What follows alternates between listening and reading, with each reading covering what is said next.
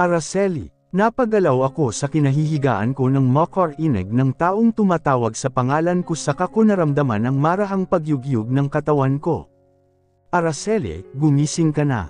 Kahit na inaantok pa, iminulat ko ang mga mata ko. At gaya ng nagdaang 2 linggo simula nang manatili ako sa mansyon ng mga Villarama, sumalubong na naman sa akin ang pagmumukha ni Dion. Ganito palagi ang eksena namin tuwing umaga. It's already 8 o'clock in the morning, kain na tayo ng almusal. Napahikab muna ako at nagunat-unat saka tumango bilang pagtugon sa sinabi niya. Lil Aigo lang ako, tulad ko ay bumangon din siya sa kama at nagtungo sa akin. Nang makalapit siya sa akin ay pumulupot ang braso niya sa bewang ko. Okay, I'll wait for you. May lakad ka, napansin ko kasing nakaporma siya. Kailangan ako sa hotel ngayong araw, Jin Aisang lang talaga kita para sabay tayong mag-breakfast, wala ka kasing makakasabay mamaya.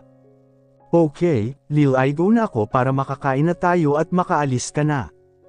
Pagkatapos kong maligo ay dumiretso na ako sa dining room sa unang palapag ng mansyon ng mga Villarama. Dito ay naabutan ko si Dwayne, nakaupo sa isa sa mga upuan na nandito habang hawak ang cellphone. Dion, tawag pansin ko sa kanya. Ibinaba niya ang cellphone na hawak niya sa kabamaling sa akin ang mga mata niya. Kain na tayo, palihim akong napailing dahil sa nararamdaman ko. Kakaiba talaga ang epekto sa akin ng lalaking ito. At tulad nga ng sinabi niya, pagkatapos naming kumain ay umalis na siya at sinabing gabi na siya makakauwi. Kaya't buong maghapon ay nakakulong ako sa kwarto namin. Mabuti na lang at may TV, Wi-Fi, cellphone, at laptop dito. Kahit papaano ay hindi ako na boring. Madilim na ang kalangitan nang magsawa ako sa kagagamit ng laptop ni Dion. 7:00 na pala, sambit ko nang makita ko ang oras sa wall clock. Bakit kaya wala pa siya? Napagpasyahan kong bumaba sa unang palapag ng mansyon nila Dion upang makakuha ng pagkain sa kitchen nila, pero napatigil ako sa paglalakad papasok ng kitchen nang makita ko si Tita Lerio. Napukaw rin ng mga mata ko ang isang bote ng alak na nakalapag sa island counter. Napatingin ito sa gawi ko nang siguro ay maramdaman niya ang presensya ko. Good evening po, Tita Lerio. Hindi niya ako tinugon. Inalis niya ang mga mata sa akin nang walang sinasabi. Napakagat na lang ako ng ibabang labi ko saka nagtungo na sa ref at naghanap ng makakain. Araceli, dali-daling bumaling ang tingin ko kay Tita Lerio nang marinig ko ang pagtawag niya sa akin. Po, may bakas ng gulat ang pagmumukha ko. Ngayon niya lang kasi ako pinansin ulit. Halika dito, samahan mo akong uminom. Napipilitan akong tumango at isinara ang pintuan ng ref. Maaari kong makausap si Tita Lerio ng maayos at baka sakaling magkaayos na kami. Kahit na malasing ako, ayos lang, basta't maging okay kami. Here, drink this. Inabot niya sa akin ang isang wine glass na naglalaman ng alak. Tinanggap ko yun at umupo sa katabi niyang stool. Sinabi sa akin ni Dion ang nangyari kay tatay. What happened to her? Wala kaming narinig na balita tungkol sa pagkamatay niya. Inatake po siya sa puso, 3 years ago. Tila rin malalim ang kanyang iniisip, based na rin sa itsura niya ngayon. Namumungay na rin ang mga mata niya, halatang lasing na. Muli akong nagsali ng alak sa baso ko at dirdiretso yung nilagok. Inatake po siya sa puso ng dahil, napatigil ako nang maramdaman ko ang pagsikip ng dibdib ko. Sa akin, nakita ko ang pagdaan ng gulat sa mukha niya, pero ilang segundo lang ay bigla iyong naglaho at napalitan ng isang malungkot na ngiti. Ano bang meron sa'yo? Lahat na lang ay namamatay ng dahil sa'yo. Ano po ba ang pinagsasabi niyo? Really, hindi mo talaga alam. Sunod-sunod akong marahan na umiling. Ang alin po ba? Wala akong ideya sa mga pinagsasabi niya. Nakita ko ang pagkislap ng mga mata niya hanggang sa may mga luha ng umagos pababa sa pisngi niya. Imposibleng hindi mo alam ang totoong nangyari. Hindi ko alam kung nagkukunwari ka lang na walang alam, pero mas dinadagdagan mo ang galit ko sa'yo dahil doon. Hindi ko po talaga alam kung ano ang sinasabi niyo, lalo na ang dahilan ng galit niyo sa akin. Nang dahil sa'yo, nawalan ako ng anak. Ano, Naniniwala ka talagang nag-asawa na si Lucas? Kung gayon, nagkakamali ka. Wala akong maintindihan sa nangyayari. Sumasakit na rin ang ulo ko sa kakaisip kung ano ba talaga ang sinasabi niya. At hindi na siya magkakaroon pa ng pamilya nang dahil sa'yo. Napapahikbi na rin siya. Wala akong magawa kundi titigan siya habang patuloy siya sa pag-iyak. Hindi ko alam ang gagawin ko, lalo na't wala akong ka-idea-idea sa nangyayari. Pero ang tanging tumatakbo lang sa isipan ko ay ang katanungan kong, bakit ako ang sinisisi niya? Ano ba talaga ang totoong nangyari kay Kuya Lucas? May hindi ba ako alam na dapat kong malaman? Nang dahil sa'yo, nawala si Lucas. Nang dahil sa'yo, namatay siya. Naramdaman ko ang panginginig ng kamay ko dahil sa rinag. Parang tinakasan ako ng dugo. Pakiramdam ko ay namumutla ako. Mom, Lerio, pareho kaming natigilan ni Tita Lerio dahil sa mga narinig na boses. Bumaling ang tingin namin sa pinanggalingan noon at natagpuan namin yun sa pintuan ng kitchen. Bakas sa pagmumukha nila Tito Randy at Dion ang pag-aalala at pagkagulo. What happened? Tanong ni Tito Randy at agad na nilapitan si Tita Lerio at inilo. We need to talk. Sa garden, ngayon na. Naramdaman ko ang pagsunod sa akin ni Dion, pero hindi ko siya magawang lingunin sa likuran ko. Nag-uumapo na ang emosyon ko. Nakararamdam na rin ako ng galit dahil sa pagsisinungaling niya sa akin. Tumigil na ako sa paglalakad ng makarating na sa garden at ilang beses na bumantong hininga. Parang kusa naman akong kumalma nang maramdaman ko ang pagpulupot ng braso ni Dion sa bewang. What happened, Araceli? Bakit umiiyak si Mommy? May sinabi ba siya sa'yong masama? Okay ka lang ba? Sinaktan ka na naman ba niya? Nanatili akong tahimik at nag-ipon ng maraming lakas ng loob dahil sa puntong ibuka ko na ang bibig ko para magtanong, sisimulan na namin halongkatin ang nakaraan namin. Ang madilim naming nakaraan na pilit kong ibinabaon sa kaloob-looban ko. Araceli, kausapin mo ako. Ano ba talaga ang nangyayari, Dion? Ang sabi mo sa akin, nag-asawa na si Kuya Lucas at nasa ibang bansa sila ng pamilya niya. Pero ang sabi sa akin ni Tita Lerio, patay na raw si Kuya Lucas at dahil daw iyon sa akin, hindi ko na napigilan ang pagpatak ng mga luha ko. Namuo sa pagitan namin ang nakakabinging katahimikan. Nanatili akong nakatingin sa kanya, hinihintay siyang magsalita at magsabi ng totoo. Totoo ba? Sagutin mo ako. Sa simpleng galaw niyang yun, naintindihan ko na agad. Nakuha ko na agad ang sagot sa katanungan kong yun. Paano? Wala naman akong ginawang masama. Kaya paanong nang dahil sa akin? Napakagat ako sa labi ko at pilit na pinipigilan ang paglakas ng iyak ko pero baliwala iyon. Hindi ko na makontrol ang emosyon ko. Wala kang kasalanan. Pero sa halip na mapagano ng kalooban ko, mas lalo lang itong bumigat. Pwede ba, Dion? Sa halip na magsinungaling ka, pwede bang explain mo na lang kung paano? Bakit? Paanong nangyari? Bumalik ang tingin niya sa akin at matapang na sinalubong ang mga mata ko. Wala kang kasalanan, wala kang ginawang masama, at mas lalong hindi ikaw ang dahilan, Araceli. Hinawakan niya ang pisngi ko at pinunasan ang mga luha ko, pero walang epekto yun dahil patuloy pa rin ito sa pagtulo. Huwag ka nang umiyak. Araceli, please, please. Sumubsob ako sa dibdib niya. Hindi ko na kaya ang nararamdaman ko. Sobrang bigat na sa dibdib. Paano nangyari yun, Dion? Paano? Please naman, sabihin mo na sa akin. Para naman kahit papaano, malanawan ako. Ang hirap ng ako ang sinisisi sa pagkamatay ni Kuya Lucas pero hindi ko naman alam ang totoong nangyari sa kanya. So please, tell me the truth. Please, at parang awa mo na, tigilan mo na ang pagsisinungaling mo. Sawang-sawa na ako sa mga kasinungalingan mo. No, hindi ko kahaya. Niyakap niya ako ng mahigpit. Ayaw kitang masaktan. Mapakla akong natawa sa kapilit na kumawala mula sa pagkakayakap niya sa akin, lumayo rin ako sa kanya. Sa tingin mo, sa ginagawa mo ngayon, hindi ako nasasaktan. Parang pinaglalaruan mo ako, parang gaga akong isip ng isip kung bakit galit sa akin si Tita Lerio, kung bakit ganoon ang trato niya sa akin, tapos alam mo naman pala ang kasagutan sa mga tanong kong yon. Di ba't tinanong kita noon, pero mas pinili mong magsinungaling sa akin? Kita ko rin ang pagkawala ng emosyon sa pagmumukha niya. Hindi rin nakatakas sa mga mata ko ang pagkislap ng mga mata niya. Masasaktan ka lang. I'd rather choose the painful truth than the sweet lies, Dion. Nagsarado ang kamao niya sakat tinitigan ako mismo sa mga mata ko. Anger and pain is evident on his blazing eyes. Your father, nakita ko ang pagtiim ng bagang niya, pati na rin ang pagkislap muli ng mga mata niya. Killed him. He closed his eyes and his tears silently trailed off. Parang nabingi ako sa narinig. Nararamdaman ko ang panlalambot ko at panginginig ng binti ko. Namimulog din ang mga mata ko at hindi makapaniwalang nakatingin sa kanya. Your father killed my brother. He killed him. Parang may kung anong tumarak sa puso ko sa sobrang sakit. Hindi ako makapaniwala sa sinabi niya at lalong hindi ko matanggap. Hindi ko kahaya. Parang namamanhid na ako sa sobrang sakit ng nararamdaman ko.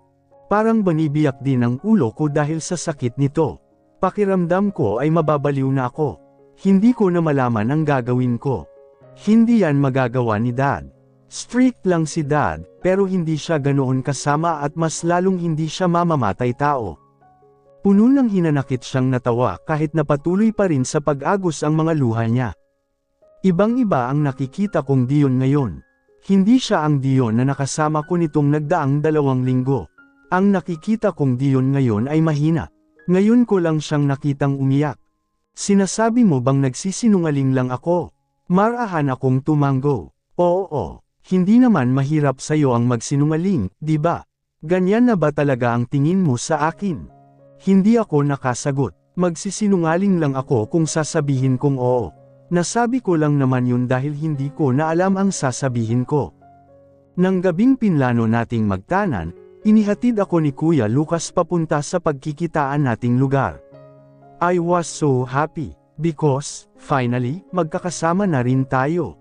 Wala nang hawad lang, walang amamong pilit tayong paghihiwalayin. But I was wrong. Naiiyak na lang din ako dahil sa nakikita kong sakit at galit sa mga mata niya. Habang nasa daan kami, nakasalubong namin ang ama mo. He blocked our way using his car. We have no choice but to face him. Kaya ayun, bumaba kami ng kotse ni Kuya Lucas. But guess what? Nag-aapoy siya sa galit na hinarap kami. Naglabas siya ng baril at nagpaputok kung saan-saan sa kanya ako tinutukan mismo sa ulo ko. Babarilan na sana niya ako nang sugurin siya ni Kuya Lucas, nagkagulo sila. Nag-agawan ng baril hanggang sa napahawak siya sa bibig niya upang pigilan ang paglakas ng iyak niya. Hanggang sa nakita ko na lang na nakahiga na si Kuya Lucas sa gitna ng kalsada at naliligo sa sarili niyang dugo. Tahimik akong umiyak, pilit na ipinapaintindi sa isipan ko ang mga narinig mula kay Dion. Ayaw ko siyang paniwalaan, hindi kayang gawin ni Dad ang bagay na yun. Pero kitang-kita ko sa mga mata niya at sa mga ikilos niya na totoo ang nararamdaman at sinasabi niya. Kitang-kita ko sa mga mata niya ang hinagpis habang nagkukwento siya. Ramdam na ramdam ko ang nararamdaman niyang sakit. At mas lalo pang nadidagdagan ng sakit at bigat na nararamdaman ko sa nakikita kong kalagayan niya ngayon. Hindi ko siya kayang makitang ganito. Kahit na sabihin ko man na galit ako sa kanya, na hindi ko na siya mahal, na wala na akong paki sa kanya, kabaliktaran noon ang nararamdaman ko. I care for him. I love him. I never stop loving him. Siya pa rin mula noon hanggang ngayon. Walang nagbago. Kaya't mas naninikip ang dibdib ko habang nasasaksihan mismo ng 2 mga mata ko ang kalagayan niya ngayon. It kills me seeing him like this. Dinala ko siya sa hospital, pero wala na, huli na ako. Pagdating namin doon, dead on arrival na siya, he took a deep breath. Iyon ang dahilan kung bakit hindi kita nasipot ng gabing pinlano nating magtanan. Hindi ko maiwan ang kuya ko. Pakiramdam ko noon, mababaliw ako. Sinisisi ko ang sarili sa nangyari sa kanya. Ngayon ay malinaw na sa akin ang dahilan niya kung bakit hindi siya dumating ng gabing iyon, pero hindi noon mababago ang sakit na naranasan ko. Ayaw ko nang makaramdam pa ng sakit. Hindi na kaya ng puso ko. Hindi ko na kaya. Binigyan na naman niya ako ng dahilan para masaktan na naman. Iminulat ko ang mga mata ko at pilit na tumayo mula sa pagkakasalampak ko sa damuhan at nanginginig na naglakad palapit kay Dion. Nang makarating ako sa harapan niya ay lumuhod ako sa tabi niya, saka siya niyakap ng mahigpit na agad din naman niyang tinugon ng pagyakap din sa akin ng mahigpit. Gusto kong iparamdam sa kanya na nandito lang ako sa tabi niya. Bakit hindi niyo siya pinakulong? Sapat na ang mga nasaksihan at mga narinig ko para paniwalaan siya, pero masakit pa rin para sa akin. At marami pa rin mga katanungan ang gumugulo sa isipan ko. We tried pero madung lumaban ang dad mo.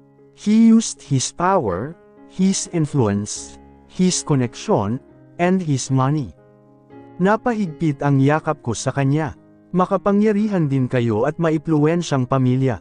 Mayroon kayo ng lahat ng mayroon si dad. Mas marami ang pera at koneksyon nyo kaysa kay dad. Sana nilabanan nyo siya sa paraang gusto niya.